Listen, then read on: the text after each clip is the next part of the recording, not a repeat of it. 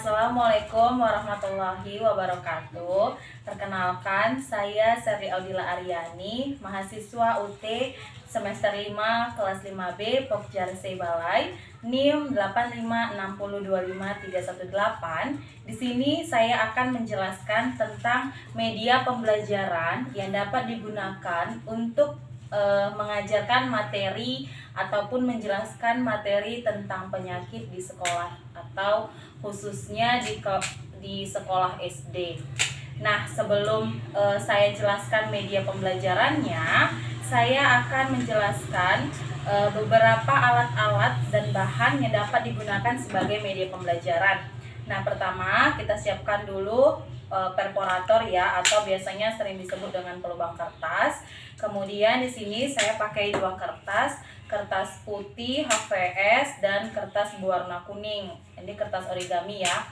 Kemudian kertas manila. Nah, kertas manilanya ini boleh diganti sesuai dengan bahan ataupun yang alat yang ada ya. Boleh juga pakai kertas HVS atau pakai kertas buku biasa juga boleh. Nah, kemudian di sini saya mempersiapkan ada 4 wadah, yang 2 kosong. Nah, kemudian yang 2 lagi ini udah berisi. Jadi media pembelajarannya, langkah-langkahnya seperti ini. Yang pertama, kertas yang putih tadi itu kita lubangin dengan penjepit kertas seperti ini. Begitu seterusnya sampai habis kertasnya. Nah, kemudian yang kita butuhkan itu adalah lubang-lubang kecil yang ada di penjepit kertas ini. Nah, seperti ini deh contohnya. Nah, yang kecil-kecil inilah dia yang kita gunakan. Kemudian dilakukan kegiatan yang sama di kertas warna kuning seperti itu. Nah, jadi sama seperti yang tadi, kertas yang kuning inilah juga yang kecil-kecilnya yang kita butuhkan sebagai media pembelajaran. Nah, mungkin ini langkah-langkahnya. Sampai sini langkah-langkahnya. Kemudian setelah itu nah, ini tadi udah ada kertas yang berwarna putih yang sudah saya lubangi berbentuk kecil-kecil, dan ada juga kertas yang berwarna kuning yang sudah berbentuk kecil-kecil.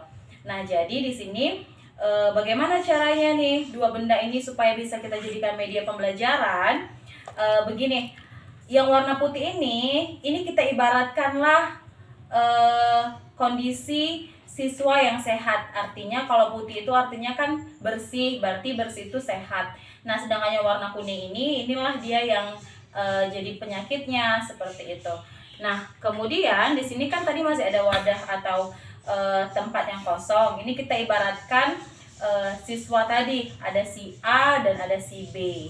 Nah, kemudian si A sama si B ini kita kasihlah kertas yang berwarna putih. Artinya setiap orang itu kan sehat, setiap orang itu kan di dalam tubuhnya ada daya tahan tubuhnya masing-masing.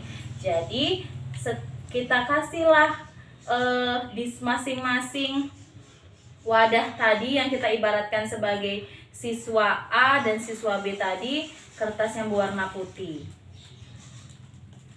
dengan porsi dan jumlah yang sama ya.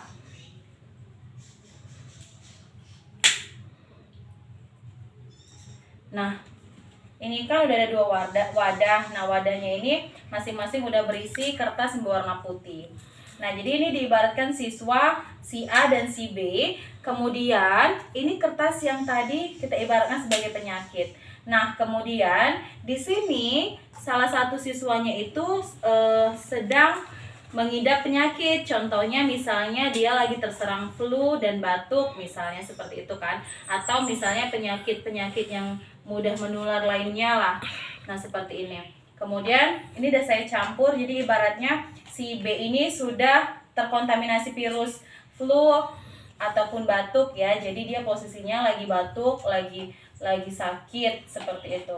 Kemudian mereka saling berinteraksi. Jadi si A-nya ini berinteraksi dengan si B. Bisa jadi mungkin mereka interaksinya itu berbincang, ngobrol, atau berjabat tangan, atau mungkin mereka bermain bersama sehingga berpindahlah virus yang ada di si B tadi, terkontaminasilah mengenai si A.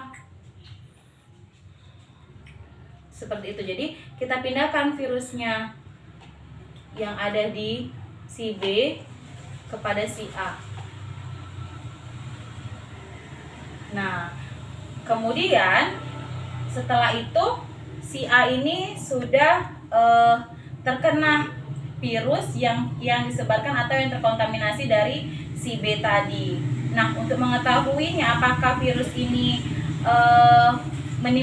memberikan dampak kepada dia atau tidak, atau virus ini tadi membuat dirinya sakit atau tidak, itu bisa kita lihat dari kertas yang tadi ini. Jadi kan tadi kita bahan yang selanjutnya ada kertas manila. Nah, kita lihat di sini. Kita lihat warna mana yang mendominasi. Jika kertasnya itu kertas-kertas tadi didominasi oleh warna kuning seperti gambar ini, nah berarti siswa tersebut dia terkontaminasi atau terkena virus gitu. Tadi kan saya jelaskan setiap tubuh siswa tadi kan, atau setiap tubuh manusia itu kan memiliki daya tahan tubuhnya masing-masing. Nah, ketika banyak virus yang masuk ke dalam tubuhnya, tetapi dia memiliki daya tahan tubuh yang kuat, artinya dia bisa melawan semua virus-virus itu. Nah, ketika dia memiliki daya tahan tubuh yang lemah, kemudian banyak virus yang masuk, artinya kan dia tidak bisa melawan virus-virus tersebut, maka dia akan mengalami penyakit-penyakit yang ditimbulkan dari virus tersebut. Nah, jadi medianya itu bisa digunakan seperti ini. Ketika dia sudah didominasi oleh warna kuning, maka si A tadi itulah dia terserang penyakit yang ditularkan oleh si B, yang bisa terjadi karena adanya interaksi di antara mereka. Nah, ini adalah cara yang dapat digunakan untuk memberikan pemahaman kepada siswa bagaimana sih penularan penyakit yang terjadi kalau misalnya ada di kelas, ataupun di pasar, ataupun di lingkungan-lingkungan sekitar kita. Nah, demikian mungkin hanya ini yang dapat saya sampaikan terkait dengan media pembelajaran penyakit di SD. Atas perhatian teman-teman sekalian, saya ucapkan terima kasih. Saya sudahi dengan Assalamualaikum warahmatullahi wabarakatuh.